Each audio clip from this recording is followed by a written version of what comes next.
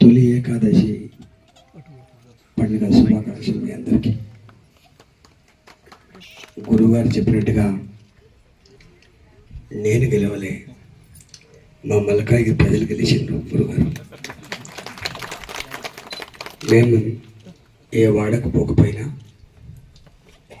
ఏ ఇంటికి పోకపోయినా, మా 24-25 సంవత్సరాల చరిత్ర వాళ్ళ కళ్ళ ముందు ఉంది కాబట్టి ఉంటే బాగుంటుంది అని చెప్పి నన్ను నిండు మనసుతో ఆశీర్వదించారు.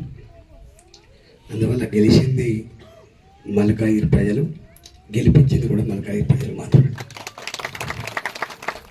నేను వాళ్ళకి నాయకుడిగా ఉండాలి కాబట్టి ఇక్కడ ఈ ఆలయం కూడా కబ్జా కాబడ్డ ఈ భూమిని స్థానికులే వీళ్ళు రక్షించుకొని ఆలయాన్ని ప్రతిష్ఠించుకొని మళ్ళీ వాళ్ళ వెంకటేశ్వర ఆలయాన్ని ప్రతిష్ఠించుకున్న సందర్భంగా శుభం జరగాలని చెప్పి మనస్ఫూర్తిగా కోరుకుంటున్నాను. ప్రజలకు ఎక్కడ కష్టం తప్పవు, ప్రజల కష్టాలు ఎప్పుడు ఉంటూనే ఉంటాయి. అప్పుడప్పుడు అక్కడక్కడ ధర్మాన్ని ప్రజలే కాపాడుకునే ప్రయత్నం చేస్తారు, ప్రజల ఆస్తులు కూడా ప్రజలే కాపాడుకునే ప్రయత్నం చేస్తారు. ఆ ప్రయత్నమే ఈ ప్రయత్నం కూడా.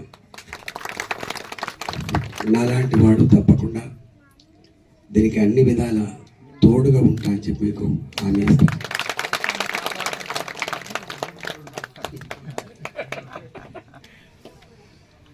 మీ ప్రవచనాల కోసం వాళ్ళు వచ్చిండ్రు, మా ఉపన్యాసాల కోసం వాళ్ళు రాలే.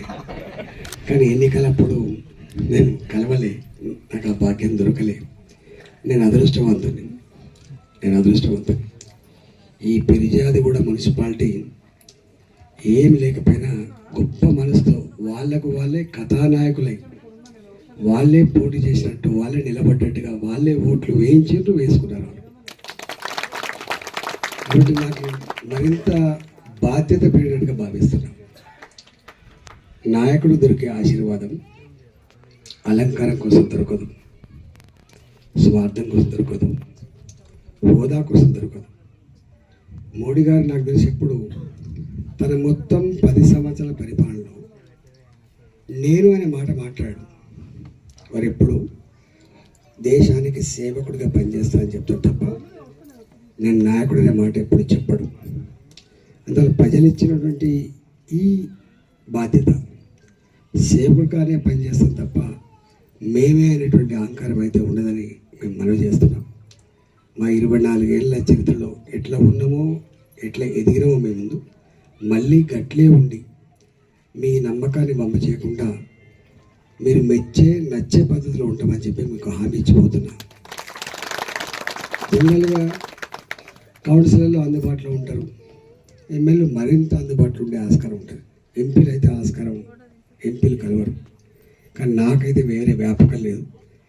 పిలిస్తే పలికే నాయకుడిగా ఉంటా అన్నా. నేను పిలిస్తే ఎక్కడ అవసరం ఉందో అక్కడ నేను ఉంటా. మొన్ననే ఇక్కడ ఇల్లు కూలగొట్టిండ్రు మన పిరిజాది మున్సిపాలిటీలో. ధర్మంగా కూలగొడితే బాధ లేదు. ఎప్పుడో 40 ఏళ్ళ క్రితం 500 రూపాయలు చొప్పున జమ చేసుకొని చిన్న ఉద్యోగులు భూమి కొనుక్కొని ఇవాళ ఇల్లు కట్టుకుందామంటే గద్దల్లాగా వాలిపోతారు. పర్మిషన్ ఇచ్చినప్పుడు రాడేవాడు, మున్సిపల్ పర్మిషన్ ఇచ్చినప్పుడు రాడు, కట్టుకుంటప్పుడు రాడు, కట్టుకున్నాక కూలగొట్టడానికి వస్తాడు. అప్పుడు ఎంఆర్ఓనే ఉంటాడు, ఇప్పుడు ఎంఆర్ఓ ఉంటాడు, రేపు ఎంఆర్ఓ ఉంటాడు, అప్పుడో కలెక్టర్ ఉంటాడు, ఇప్పుడో కలెక్టర్, రేపు కలెక్టర్ ఉంటాడు. పార్టీలు మారచ్చు, నాయకులు మారచ్చు, కానీ వ్యవస్థ అయితే అట్లే ఉంటుంది. మొన్న వచ్చి లొల్లి పెట్టి అవి ఆపించిపోయిన గట్ల కట్టుకునే ఇళ్ళను కథం చేయకండి. పైసా జమ చేసుకుంటే కానీ కట్టుకోరు వాళ్ళు. ఇవాళ పేదలకి నిన్న నాగారం కూడా కట్టే వచ్చింది. ఎప్పుడో 40 ఏళ్ళ క్రితం కూడా భూములు కూడా ఇలా వాక్ భూములు అంటాడు ఒక ఆయన, ఇంకో భూములు అంటాడు.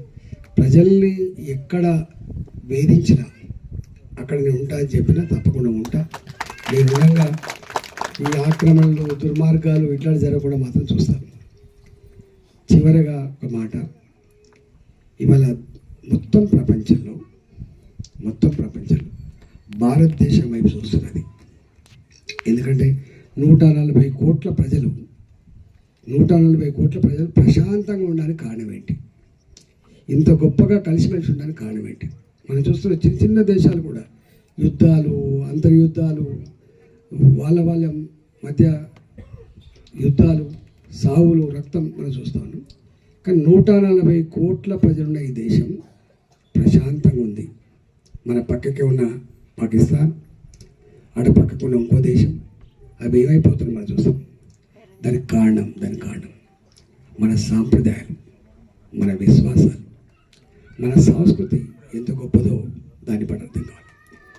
మానవ సంబంధాల ప్రతిరూపం భారతదేశం, గుర్తుపెట్టుకోండి. ఇట్లాంటి సమయం మనం ఈ మధ్యలో పాశ్చాత్య నాగరికత మోజులో పడి అనుకరించే ప్రయత్నం చేస్తున్నాం. అది మంచిది కాదు. ఇంత గొప్ప వ్యవస్థ ఎక్కడ ఉండదు. ఇలా ప్రపంచానికి భూతుల స్వర్గం అని చెప్పబడే అమెరికా 18 సంవత్సరాల కొడుకైన తర్వాత తల్లిదండ్రులు వదిలిపెట్టి పోవాల్సిందే వాడు. కానీ మన దగ్గర 90 ఏళ్ళైనా బెడ్ మీదకి వెళ్ళి లేవకపోయినా ఆ తాత నడుచుకునే కల్చర్ మన దగ్గర ఉన్నది, ఆ అమ్మ నడుచుకునే కల్చర్ మన దగ్గర ఉన్నది. తాత, తండ్రి, కొడుకు, మనవడు, ఇట్లా. ఇంకా గమ్మత్ ఏంటంటే ఉమ్మడి కుటుంబాలు, అన్నదమ్ములు 4 ఉన్నా మొత్తం కలిసి ఉండేటువంటి కుటుంబాలు ఇప్పటికి ఉన్నాయి. ఒకనాడు ఆ కుటుంబాలతో గొప్పగా వెలిసిల్లిన ఈ దేశం ఏదైనా సమస్య వస్తే తాతనే పరిష్కరించేది, సమస్య వస్తే ఇంటి పెద్దలే పరిష్కరించేది. పోలీస్ స్టేషన్లు అక్కడ లేకుండే. గంత గొప్ప సంస్కృతి ఉన్న దేశం, మర్యాద ఉన్న దేశం. అట్లాంటి ఈ దేశంలో ఇవాళ భార్యాభర్తల పంచాయతీ కూడా